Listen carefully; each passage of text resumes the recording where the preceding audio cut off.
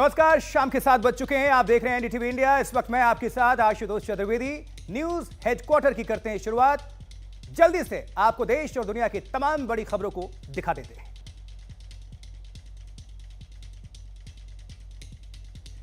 ब्रज में होली का उल्लास चरम पर है। चारों तरफ रंगों की बौछार है, जिसमें लोग सराबोर हैं। वृंदावन के राधा वल्लभ मंदिर में ठाकुर जी पर चढ़ाए गए प्रसाद का रंग भक्तों को मिला, वो भी धन्य हो गए। राधा वल्लभ मंदिर के आंगन में देश विदेश से आए श्रद्धालुओं की भीड़ थी। भगवान राधा वल्लभ की आरती के बाद सेवायत गोस्वामियों ने मंदिर में जमा लोगों पर रंगों की बौछार की, तो भक्त भी आनंद के सागर में तैरने लगे। इसके साथ ही राधे राधे और बांके बिहारी लाल के जयकारे गूंज उठे।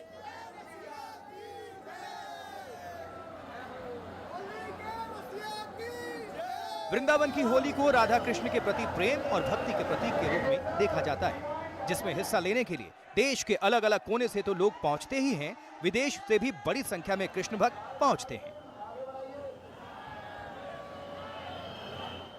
राधा वल्लभ मंदिर में होली की यह परंपरा सदियों पुरानी है। वैसे तो यहाँ बसंत पंचमी के साथ ही होली की शुरुआत हो जाती है और धीरे धीरे इसका रंग और चटक होता जाता है। होली वाले दिन रात में फाग की विदाई होती है और सब पर टेसू के फूलों से तैयार रंग डाला जाता है।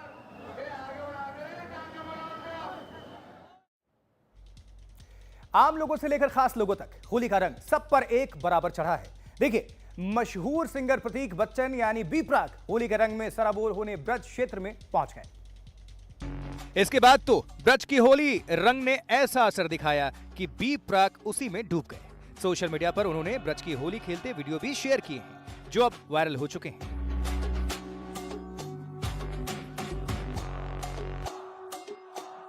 होली खेलने पहुंचे सिंगर बी प्राक ने चेहरे को साफे से छुपा रखा था। उन्होंने नाव पर सैर की। इसके बाद वृंदावन की गलियों का चक्कर लगाकर मंदिर पहुंचे। उन्होंने मंदिर में होली खेली और पोछा लगाकर सेवा भी की। इस दौरान उन्होंने ब्रज के पान का भी स्वाद लिया।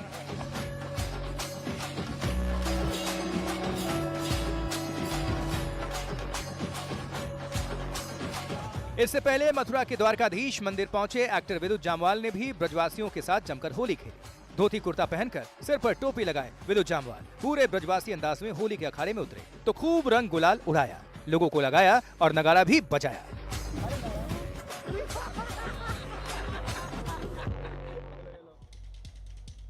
वहीं भगवान श्री राम की नगरी अयोध्या में भी होली का त्योहार धूमधाम से मनाया जा रहा है। देखिए, एक तरफ मंदिरों में रंगोत्सव मनाया जा रहा है तो दूसरी तरफ इसका उल्लास सरयू के तट तक पहुंच चुका है। होली पर रामनगरी में सौहार्द का अनोखा रंग दिखा। बाबरी मामले के पक्षकार रहे इकबाल अंसारी ने भी सरयू तट पर साधु संतों के साथ होली खेली। त्योहार के मौके पर अयोध्या पहुंचे श्रद्धालु भी इस अनोखी होली का हिस्सा बने। लोगों ने एक दूसरे को अबीर गुलाल लगाकर शुभकामनाएं दी और होली के गीतों पर थिरक उठे।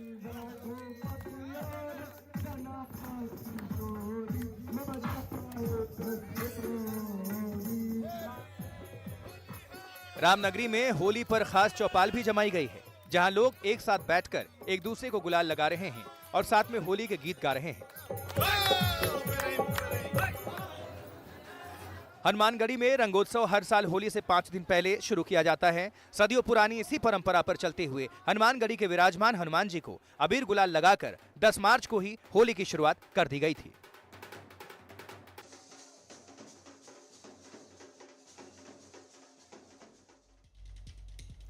अब आपको दिखाते हैं जवानों की होली। पाकिस्तान से सटे जैसलमेर में तैनात बीएसएफ के जवानों और अधिकारियों ने धूमधाम के साथ होली मनाई। जैसलमेर में तैनात बीएसएफ जवान वैसे तो अपनों से दूर हैं, लेकिन होली पर ऐसा रंग छाया कि सारे गम भूल गए। किसी ने गुलाल से साथी के चेहरे पर रंग लगाया तो किसी ने गुलाल उड़ाया और किसी ने त्योहार की खुशी में मिठाइयों की मिठास घोल दी। त्योहार के जश्न में जवानों का साथ देने के लिए बीएसएफ के बड़े अधिकारी भी बॉर्डर पर पहुंच गए। इसके बाद सब एक जगह जमा हुए और झूमकर नाचते नजर आए। कई के पान बनारस वाला और रंग बरसे भीगे चुनर वाली जैसे हिट गीत गूंजे। डांस करने में महिला जवान भी पीछे नहीं रही। बीएसएफ को सरहद की पहली रक्षा पंक्ति कहा जाता है, जिसके जवान साल भर देश की सीमा की रक्षा करते हैं। लेकिन साथ ही साथ हर त्योहार भी इसी तरह हंसी खुशी के साथ मनाते हैं। सीमा पर महकी इस गुलाल भरी होली ने जवानों की परिवार से दूर होने की टीस भुला दी।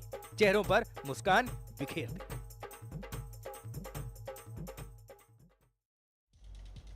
कल यानी 14 मार्च को होली और जुमा एक साथ है। उत्तर प्रदेश के संभल में किसी तरह की कोई अप्रिय घटना ना हो, इसके लिए प्रशासन ने खास तैयारी की है। बीते कुछ महीनों से संवेदनशील चल रहे संभल में प्रशासन ने शाही जामा मस्जिद समेत कई मस्जिदों को तिरपाल से ढक दिया है। यहाँ होली के मौके पर जुलूस निकलता है, ऐसे में किसी मस्जिद की दीवार पर रंग ना पड़े, इसके लिए ये कदम उठाया गया है। साथ ही यहाँ भारी सुरक्षा बल की तैनाती की गई है। 250 से ज्यादा सीसीटीवी कैमरों और ड्रोन से चप्पे चप्पे पर नजर रखी जा रही है।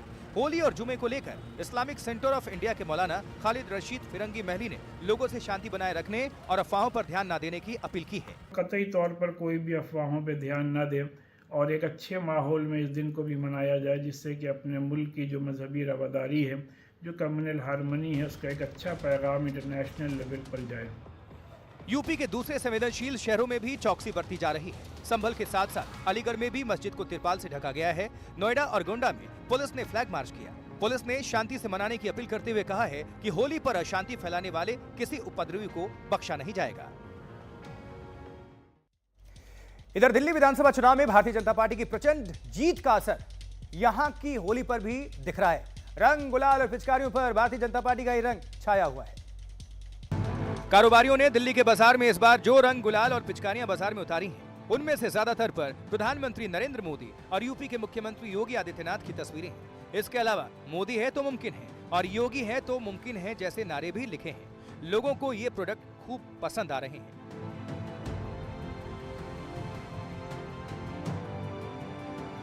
यही हाल असम का है। गुवाहाटी के बाजारों में भी प्रधानमंत्री नरेंद्र मोदी की थीम वाले मुखौटों और पिचकारियों की बाढ़ सी दिख रही है। प्रधानमंत्री की तस्वीरों वाले मुखौटे और पिचकारी लोगों को खूब पसंद आ रहे हैं।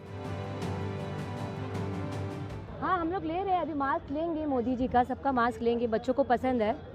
यहाँ तो इन्होंने मोदी जी का मास्क, मोदी जी का पिचकारी, सब तरह का सामान मिल रहा है। बहुत अट्रैक्टिव है, देखते हैं, लेके जाएंगे, बच्चे कितना खुश होते हैं। मोदी थीम वाली पिचकारियों की कीमत 200 रुपए से 700 रुपए, जबकि मोदी मुखौटों की कीमत 80 रुपए से 100 रुपए तक के बीच है। होली का शुभ अवसर है, मौका है। दिल्ली में रेलवे स्टेशन पर यात्रियों की भारी भीड़ है, लेकिन देखिए, इस बार भीड़ की वजह से किसी तरह की गड़बड़ी ना हो, इसके लिए रेलवे प्रशासन की तरफ से क्राउड कंट्रोल के पुख्ता इंतजाम भी दिखाई दे रहे हैं। दिल्ली में नई दिल्ली रेलवे स्टेशन और आनंद विहार टर्मिनल समेत कई बड़े स्टेशन पर रेलवे ने क्राउड मैनेजमेंट के लिए कई इंतजाम किए हैं। प्लेटफॉर्म टिकट नहीं काटे जा रहे हैं, उन्हीं यात्रियों को स्टेशन में जाने की अनुमति दी जा रही है जिसके पास वैलिड टिकट है। इसके अलावा स्टेशन पर होल्डिंग एरिया बनाए गए हैं। यहाँ से सिर्फ उन्हीं यात्रियों को प्लेटफॉर्म पर जाने की इजाजत दी जा रही है जिनकी ट्रेन आने वाली होती है। होल्डिंग एरिया में अगर किसी यात्री को कोई परेशानी होती है तो उनकी मदद के लिए कर्मचारी तैनात किए गए हैं। इसके अलावा होल्डिंग एरिया में सेल्फ सर्विस वाले टिकट बुकिंग काउंटर भी लगाए गए हैं। यहाँ पर आप देखिए कि किस प्रकार से सुरक्षा से लेके तमाम जो रेलवे के अधिकारी हैं वो तैनात हैं। लोगों की सुविधा और सुरक्षा का ध्यान रखा जा रहा है। अभी की जो आपको तस्वीर है वो हम दिखाते हैं कि बड़ी संख्या में लोग जो है वो स्टेशन पर पहुंच गए हैं और हर प्लेटफॉर्म पर सिक्योरिटी और सुविधा दोनों का जो है रेलवे ने ध्यान रखने की पूरी कोशिश की है और ये प्रयास किया है कि किसी भी तरीके से अब भीड़ को नियंत्रित किया जा सके। उधर पंजाब के मोहाली में पार्किंग को लेकर हुए एक झगड़े में एक साइंटिस्ट की मौत हो गई। यह पूरी घटना वहां लगे सीसीटीवी कैमरे में कैद हो गई। यह घटना मंगलवार देर शाम की है, जब पड़ोस में रहने वाले मोंटी और Indian institute of science education and research के एक साइंटिस्ट अभिषेक स्वर्णकार की पार्किंग को लेकर बहस हुई। इसके बाद दोनों के बीच हाथापाई होने से अभिषेक को धक्का लग गया और वो जमीन पर गिर गए।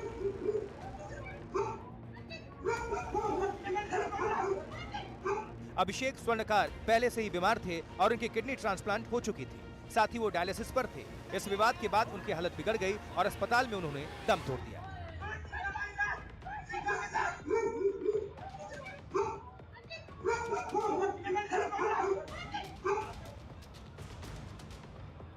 अभिषेक के घर वालों ने आरोपी के खिलाफ सख्त कार्रवाई की मांग की है। पुलिस इस मामले की जांच कर रही है और जल्द ही आरोपी के खिलाफ सख्त कार्रवाई करने की बात कही गई है। पुलिस ने गैर इरादतन हत्या का मामला दर्ज किया है और आगे की कार्रवाई के लिए सीसीटीवी फुटेज खंगाल रही है। आपने शादी में जूतों की चोरी की रस्म देखी भी होगी और निभाई भी होगी, लेकिन तेलंगाना में जो कुछ भी हुआ वो ना तो पुलिस को समझ में आ रहा है और ना ही आम लोग इसे समझ पा रहे हैं। सीसीटीवी में कैद इस वीडियो को जरा गौर से देखिए। ऑटो से चोर उतरते हैं और एक एक करके 4 भरे हुए बोरे लेकर एक अपार्टमेंट से निकलते हैं। इन बोरों में जूते और चप्पल हैं जिन्हें ये आराम से चुराते हैं और ऑटो में बैठकर रफू चक्कर हो जाते हैं। इस कला में निपुण चोर अक्सर मंदिर मस्जिद के बाहर हाथ साफ करते हैं, लेकिन अब इनकी पहुंच अपार्टमेंट तक हो चुकी है। तेलंगाना के मुसाराम बाग में चोरों ने घरों के बाहर रखे जूते चप्पलों पर हाथ साफ कर दिया। चोरी के शिकार पुलिस वाले भी हुए। उनके जूते चप्पलों की भी कोई खबर नहीं। ये चोरी रात के अंधेरे में हुई। जब तक सुबह हुई कई लोगों की चरण पादुकाएं गायब हो चुकी थी।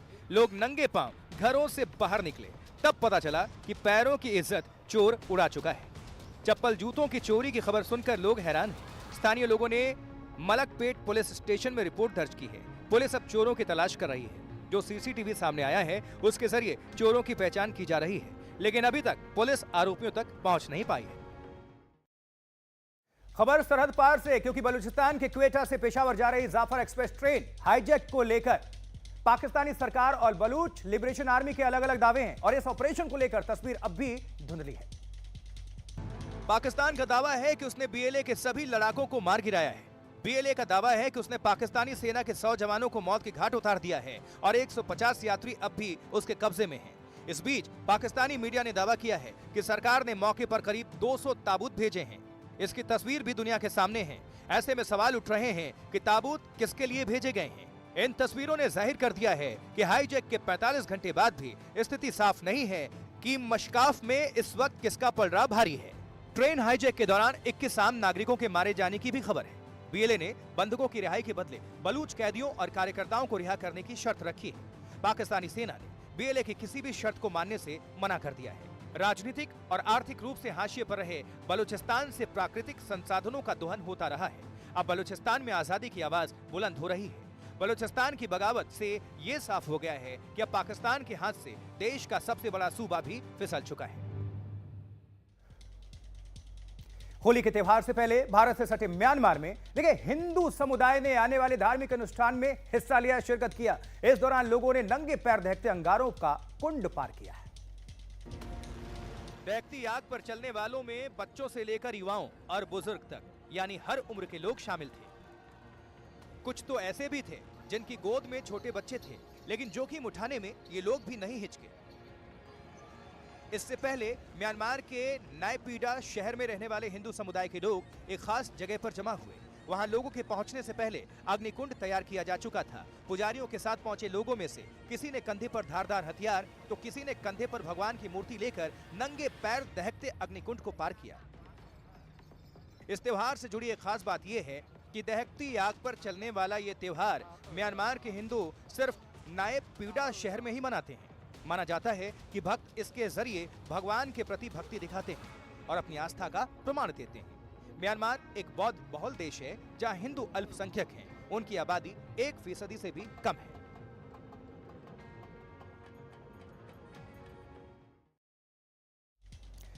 परिसीमन, नई शिक्षा नीति और भाषा के मुद्दे पर तनातनी के बीच तमिलनाडु की डीएमके सरकार ने केंद्र से टकराव का एक और मोर्चा खोल दिया है। मुख्यमंत्री एमके स्टालिन ने कल पेश किए जाने वाले बजट डॉक्यूमेंट में रुपए का सिंबल ही बदल दिया।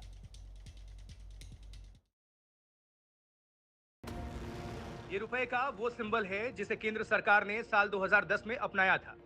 यही सिंबल पूरे देश में चलता है। विदेश में भी यही भारतीय रुपए की पहचान है।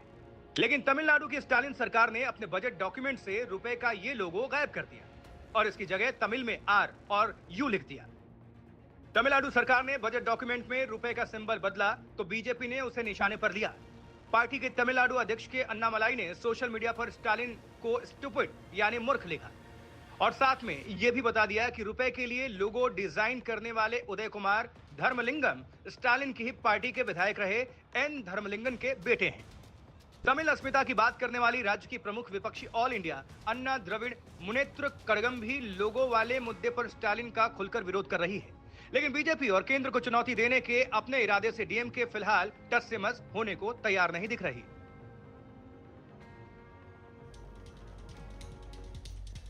खबर अर्जेंटीना से, जहां राजधानी ब्यूनोस आयर्स में संसद के बाहर संग्राम हो गया। प्रदर्शनकारियों ने कई गाड़ियों को आग के हवाले कर दिया। हालात संभालने के लिए जब सुरक्षा बलों के जवान पहुंचे तो प्रदर्शनकारी उनसे भी जा भिड़े। इस दौरान संसद के सामने की सड़क पर युद्ध के मैदान जैसे हालात बन गए। एक तरफ गाड़ियां जल रही थीं, तो दूसरी तरफ हवा में गोलियों की आवाज गूंज रही थी।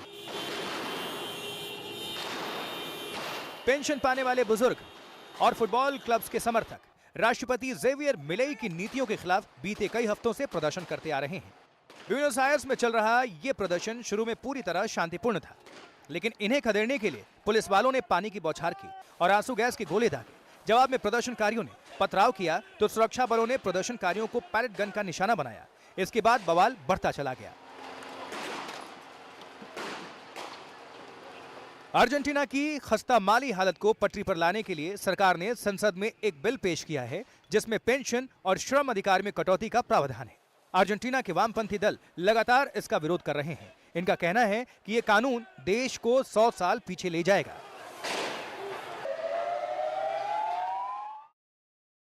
अमेरिकी प्रेसिडेंट डोनाल्ड ट्रंप का ध्यान अपने डिप्टी यानी अमेरिका के उपराष्ट्रपति जेडी वेंस के मोजों पर, सॉक्स पर ऐसा अटका कि वो महंगाई कही जाने वाली अपनी ही बात भूल गए। वाकया बड़ा दिलचस्प है। हुआ यूं कि अमेरिकी राष्ट्रपति डोनाल्ड ट्रंप अपने ओवल ऑफिस में आयरलैंड के प्रधानमंत्री माइकल मार्टिन के साथ प्रेस को संबोधित कर रहे थे। इसी बीच ट्रंप की नजर बगल की कुर्सी पर बैठे वाइस प्रेसिडेंट जेडी वेंस के मोजों पर पड़ गई और उनका पूरा फोकस डाइवर्ट हो गया। ट्रंप ने वेंस के क्रीम कलर के मोजों की तरफ इशारा करते हुए कहा कि इन मोजों से ध्यान काफी भटक रहा है। It's in honor of the T-shirts. I'm trying to stay focused, but I'm very impressed with the VP's. इससे पहले ट्रंप आयरिश पीएम के साथ महंगाई के बारे में बात कर रहे थे, लेकिन वेंस के मोजों पर उनके कमेंट के बाद मुद्दा हवा हो गया और सब हंसने लगे। बाद में वेंस ने सोशल मीडिया पर लिखा कि ट्रंप इन मोजों पर कमेंट करेंगे। ये इसका अंदाजा उन्हें पहले से था। वैसे बताते चलें कि जेडी वेंस ने शैमरॉक थीम वाले मोजे पहने थे। शैमरॉक यानी तिपतिया को आयरलैंड के संरक्षक सेंट पैट्रिक से जोड़ा जाता है, लेकिन अब ये आयरलैंड की पहचान से जुड़ गया है। हेलो मोटो। Motorola, India's leading 5G smartphone brand. और अब वक्त हो चला है Motorola video of the day का। खबर हिमाचल प्रदेश के शहर मंडी से है, जहां होली खेलने के लिए लोगों की भारी भीड़ निकली तो सड़क पर पांव रखने की जगह भी नहीं बची।